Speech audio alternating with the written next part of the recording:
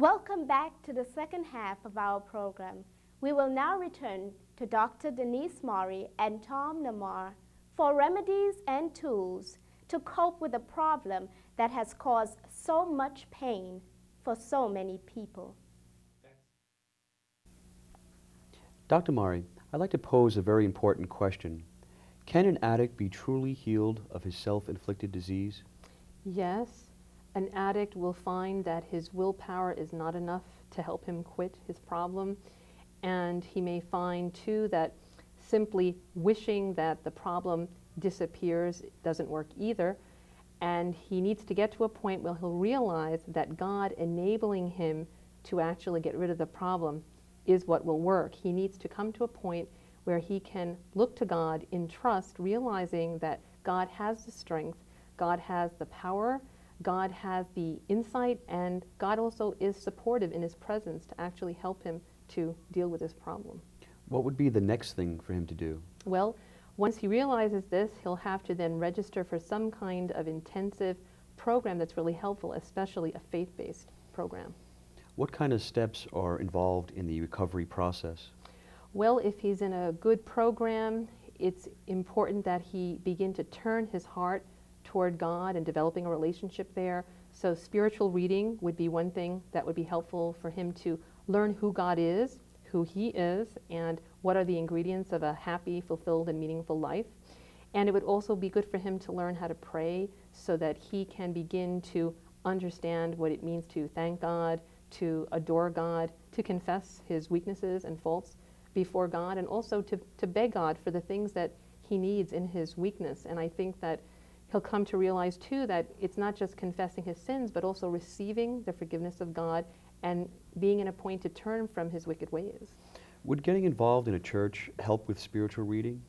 Yes, actually, particularly with scripture reading, that would be helpful, and understanding the Bible. Also, in a situation where he's regularly being exposed to a church, he can also learn the value of public worship, especially attending church on Sundays, and also learning to adore God in his sacred places. What about friendships? Well, friendships certainly can be pursued too with your church or parish. If you can find a point of making friends with people who will be supportive and understanding of your problem, I think an addict is really in better shape to find people who will pray for him and also really help him to meet the goals that he has for freeing himself of his addiction. What about vices? What vices need to be removed? Fulton Sheen, Archbishop Sheen actually underlined the importance of crowding out evil with good. And I think vices such as gluttony need to be replaced by temperance, self-importance by modesty, self-pity for self-forgetfulness. Those are some good exchanges that need to be made. Also, if the person has developed a problem of resentment, he needs to develop forgiveness. And also, if he has been envious of others, a spirit of generosity. These are the kind of things that God can help him with so that he'll become more Christ-like as a person. What role, what role does spending time in a healthy community play in helping the addict recover? Well, the importance of healthy role models can't be underestimated. For example, meeting people who really are living healthy lives in church organizations or even just healthy families are really going to do a lot for a person who has an addiction.